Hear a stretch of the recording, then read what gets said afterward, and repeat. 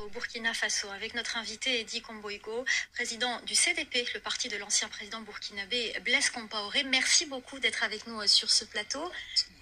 Alors, il y a un collectif qui a été créé pour soutenir le retour au pays et qui réclame le retour au pays de Blaise Compaoré. Est-ce que vous soutenez ce collectif? Tout ce qui est démarche apaisée pour un retour honorable du président d'honneur du CDP, le président Blaise Compaoré, est bien apprécié par le CDP. Mais ce n'est pas une initiative du CDP. Je pense que ce sont des associations qui se sont lancées, qui estiment qu'aujourd'hui, il est temps de faire la réconciliation. Et comme le CDP même l'avait demandé avec d'autres partis de l'ex-majorité, pour que tous les exilés rentrent afin de pouvoir participer à la construction de notre pays. Alors, vous parlez de président d'honneur. Est-ce que Blaise Compaoré continue à vous donner des consignes? Il est exilé en Côte d'Ivoire. Il n'a pas besoin de nous donner des consignes, il nous donne des conseils. Nous pensons que c'est un homme avisé, avec une grande expérience, qui a certainement, dans sa gestion, commis des erreurs. Mais aujourd'hui, nous sommes mieux placés pour tirer le son de ces erreurs et construire un avenir radieux et pour le bien-être du Burkina Faso. Alors, le CDP a été interdit lors des élections en 2015. Qu'en est-il pour 2020, les prochaines élections au Burkina Faso? Tout simplement, le CDP a été exclu par une loi scélérate, une loi injuste, parce que c'est une loi qui a été votée, qui a rétroagi. Jamais on ne poursuit un député pour les votes, puisqu'il est élu pour cela. Il est élu pour voter des lois.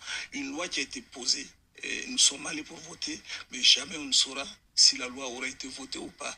Ce serait l'énigme qui va nous conduire jusqu'à la fin du monde. Alors, quelle est votre stratégie? Comment allez-vous faire pour prendre part à ces élections? Est-ce que la solution, ce serait une coalition avec d'autres partis, par exemple? D'abord, cette loi a été écartée. Aujourd'hui, elle ne peut pas agir en 2020. Nous sommes en train de reconstruire notre parti. Nous avons eu un congrès en mai dernier pour la première fois pour dire que le CDP a tiré une leçon de la vie politique, non seulement au Burkina, mais en Afrique. Pour la première fois en Afrique francophone, un président d'un parti est élu et non désigné. Et c'est déjà un pas en avant. Nous sommes en train d'installer nos structures géographiques. Je viens des États-Unis, je suis passé au Canada, je suis en France où j'ai rencontré pas mal de nos militants. Nous sortons au Burkina dans toutes les communes pour reconstruire le CDP, un CDP conquérant. Seriez-vous candidat? La candidature du CDP dépend des instances. Au moment venu, nous allons définir les critères et tous ceux qui voudront être candidats pourront déposer leur candidature à la candidature et les instances choisiront. Alors, j'aimerais qu'on aborde aussi la question de la sécurité au Burkina Faso. Quel est votre regard sur la dégradation de la situation sécuritaire dans le pays avec les attaques qui se multiplient, notamment au mois de septembre, au mois d'août, dans l'est du pays? C'est avec peine que nous vivons cette situation. Je profite de votre micro pour présenter mes condoléances à toutes ces familles éplorées qui vivent difficilement cette situation. Et tous ceux qui ont perdu la vie, des braves militants qui se sont présentés pour défendre notre État. Et c'est dommage qu'on en soit arrivé là, parce que le Burkina Faso n'a jamais connu de telles situations. Ceux qui sont sortis en 2014 sont sortis pour chercher un changement qualitatif, mais l'on constate aujourd'hui que c'est une vraie descente aux enfers.